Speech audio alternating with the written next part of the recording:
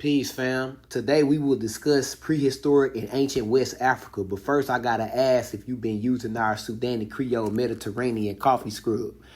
This handcrafted gem killed two birds with one stone by exfoliating antioxidants and flavonoids that flow through your pores to seek out dead skin cells and destroy them from your skin, and eliminating the instant need for moisturizing cream because of the intensified moisture that you're going to receive from our natural unrefined shea butter with a dash of Castile soap content in this bar. Our ancestors have used shea trees for different purposes since probably prehistoric time, but the light coffee from the Mediterranean coast was infused to do the work. Right now, my Etsy shop is down, so I will be launching my new Shopify site this Friday. But until then, just become an Afri-Cultivator by going to the linktr.ee link in the description and going to the button that says Become an Afri-Cultivator now, fam. I've been on the new Clubhouse app for a while, just listening to what African American and continental African communities think about their history and where they may have came from.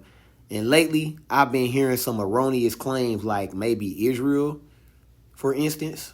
I'm not so sure about that. So I'll dive into some ancient West African artifacts that have been associated with Igbo peoples throughout the archaeological history.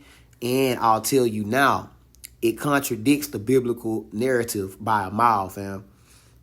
First off, stone artifacts have been produced in Nigeria since the Aquilian time, around 500,000 to 200,000 years ago. You have places like Nok Valley where they found stone axes, cleavers, and picks. And that was recovered from the sites of Mai Idon Toro and Pingel and the Nok site. Also, in the forest zone of the southeastern Nigeria, a stone tool factory complex was discovered in 1977, and the site is called Ugwu Ele Uturu Okigwe. In this image here, we see a sand-polished stone tool from the Ugwu Ele Uturu Okigwe complex. Ancient West African blacksmith used to forge using techniques you could only acquire through lineage.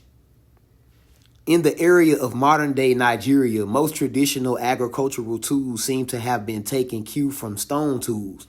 Iron knives, hoes, axes, and picks have longer and sharper cutting edges compared with the hunter-gathering digging sticks weighed with bored stones.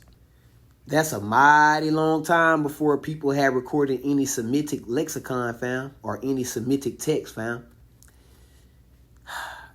You have ancient pottery production complexes in Nigeria that dates back to 4000 BCE. A variety of pottery traditions existed and still exist in Nigeria, including the terracotta discovered at Nok and potsherd pavements found at Nok and Daima and Ife archaeological sites. Nrobo potters in Nsuka area manufactured clay smoking pipes.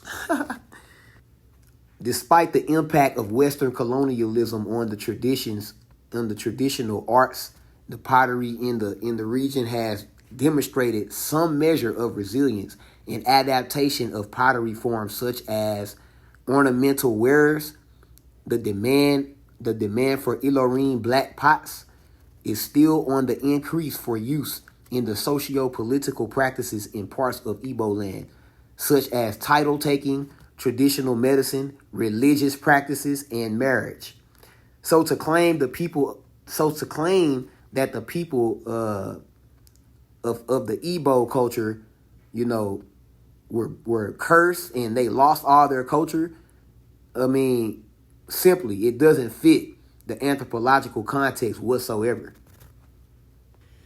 One more thing I wanted to point out. When iron ores were being smelted, that a lot of rituals were and still are associated with iron workers in some places. Iron workers were held very in a very high social status in society. In Ihubi Okigwe, let me sound it out one more time. Ihubi Okigwe, A small pot made from earth was used in iron smelting complexes to administer oaths to people. Nigerian metal and clay working traditions go way back in time, at least 2,500 years.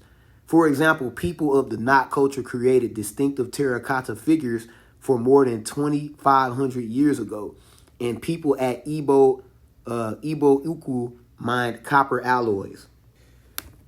With materials presented in a little more cross-examination and comparisons of chronology, one can see clearly that the Proto-Igbos were too busy in West Africa building the Nok Civilization to be in the Middle East, fam.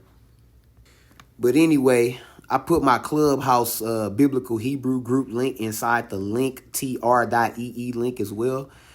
That way, if you are interested in learning Biblical Hebrew and trying to prove me wrong about my claims, go ahead and hit the link so you can make it to our next Clubhouse class.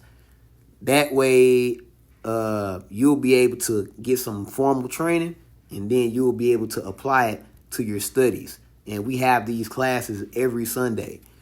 If you like this video, please hit like, become a subscriber, and tell your friends about this channel. You know what I'm saying? Because it is a very resourceful channel. So you can learn some very, authentic history. This is Afri-Culture Concepts, where we help you locate hygiene solutions that returns melanin to its ideal state, simultaneously restoring cultural awareness to the mind, the ideal place. Peace, fam.